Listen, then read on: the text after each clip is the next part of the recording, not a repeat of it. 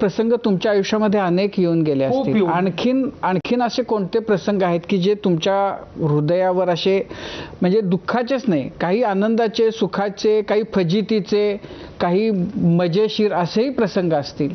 आहेत ना. एकदा आमचा कार्यक्रम नांदेड जिल्ह्यात माळेगाव, घोडे माळेगाव नावाची यात्रा आहे, तिथं होता. राजीव गांधी वगनाट्याचं उद्घाटन होतं. तर मी प्रयोगशील असा आहे राजू भाऊ की मी हेलिकॉप्टर बनवलं होतं. तंबूच्या पोरला एक तार बांधायची, एक तार स्टेजला बांधायची, त्याच्यात राजीव गांधी आणि सोनिया गांधीजी दोघं जण स्टेजवर उतरायची. अच्छा. असा प्रयोग मी केला होता.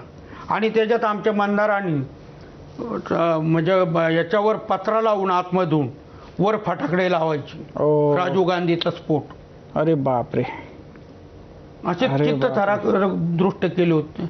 पण माझा भाचा बबलू अचानक आपटबाराच्या पिटीपाशी गेला.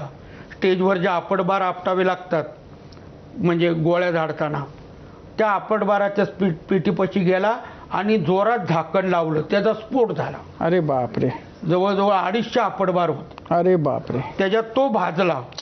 आणि एक कलावंत होते आमचे वामनराव लोहगावकर, ते शेकोटीपाशी शेकत होते. अरे बापरे. तो पत्रा जे उडाला ते त्यांच्या डोक्याला लागला.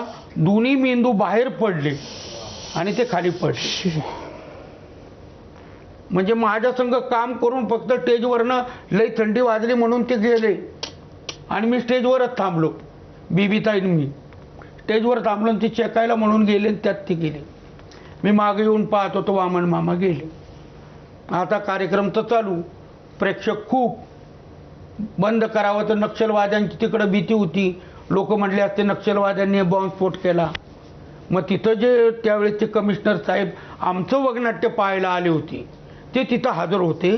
त्यांनी ते दृश्य सगळं पाहिलं. ते म्हटले घाबरू नका, प्रयोग चालू ठेवा, तोपर्यंत मी बंदोबस्त मागवतो आणि प्रयोग काही बंद करू नका.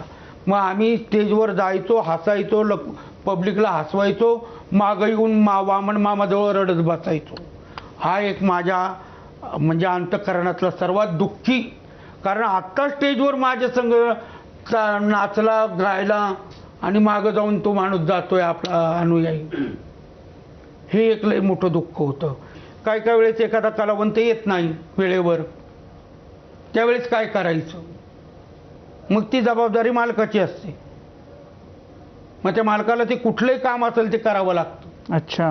आणि एकदा मला शिपायाचं काम करावं लागलं आणि आमच्या त्या प्रधानजींनी अगदी चापकाने मला फोडून काढलं.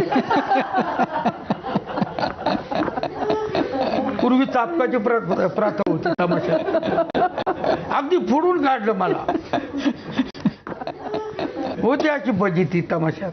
त्याला विचारलं का नंतर? राग काढला? नाही, कसं कसं विचारता येईल? स्टेजवरच आहे ते. स्टेजवर नाही विचार. तुम्ही मालक मागे गेल्यावर नाही विचारलं मी त्याला. कारण तो एक तर घाबरला होता. त्याला जाणवत होतं का आपल्या हातून त्यांना लागलंय, कारण मी सारखं तोडायचो. त्याला जाणवलं याला लागलंय म्हणून. पण मी त्याला दुःख होईल म्हणून विचारलं. रघुभाऊ, आता तुम्ही गाण्याचा उल्लेख केला. तुम्ही पारंपरिक तमाशा जो असतो त्यातला एखादा प्रकार आम्हाला दाखवा ना, म्हणजे आपल्या माध्यमातून प्रेक्षकांना की ही असते, हा असतो पारंपरिक तमाशातला प्रकार, असं काही आपण सांगू शकतो का? हो आहे ना. एक शिलकार आहे. जगामध्ये राहिलं नाही काही, जर्मनी का भांड केलं सांगाई, त्यामध्ये जेवतात 12 भाई, वरून काचेचे ग्लास पाणी पी, मुलगा बघा ओळखेना जन्म देते आई, धीर बघा ओळखेना सख्खी भाऊजाई, त्याचमुळे वेळेवर पाऊस पडत नाही, वरचा भगवान करील काही आशा पापाला. पापाला आशा पापाला, पापाची दाढ फेडण्याला त्याच्या पिंडीला हात लावाया आहे. इतर कलाकारांच्या वाटेला जो संघर्ष आला, तोच संघर्ष तुमच्याही वाटेला आला, पण कधीही कला सोडून द्यावी असं वाटलं? नाही. मी तर म्हणेल की मला पुढचा जन्म मिळाला तर तमासगिराचाच मिळावा. कारण तमाशा ही एक अशी कला आहे की त्या कलेच्या नादात मी सिनेमा सोडला. डॉक्टर जब्बार पटेल 14 दिवस माझ्याबरोबर राहिले, माझा संपूर्ण अभ्यास केला, माझ्यावर कथा लिहून काढली. त्या चित्रपटाला त्यांनी नाव दिलं होतं एक होता सोंगाड्या. बर. परंतु त्यावेळी 1.5 वर्ष शूटिंग चालायचं आणि 1.5 वर्ष मला जमलं नसतं, कारण माझ्या डोक्यात प्रेक्षकांच्या टाळ्यां शिट्ट्या होत्या. मी डॉक्टरांच्या पाय धरले, म्हणलं डॉक्टर मला जमणार नाही, 1.5 वर्ष मी तुम्हाला तारखा देऊ शकत नाही, माझा सीझन चालू होतो, माझी 100 माणसं उपाशी मरतील, मी येऊ शकत नाही. डॉक्टर वाद झाले, आईबरोबर तासभर बोलत बसले. आई ती म्हणाली त्याची इच्छा नसेल तर जाऊ द्या. मग ते नाव बदललं आणि एक होता इदुशेख असं केलं आणि माझ्यासारखं दिसतं म्हणून लक्ष्मीकांत बेर्डेला घेतलं. त्याच्यात समय डान्स केलेली आहे पहा. तर समय डान्स तमाशा सृष्टीत पुरुष मी एकटाच करत होतो.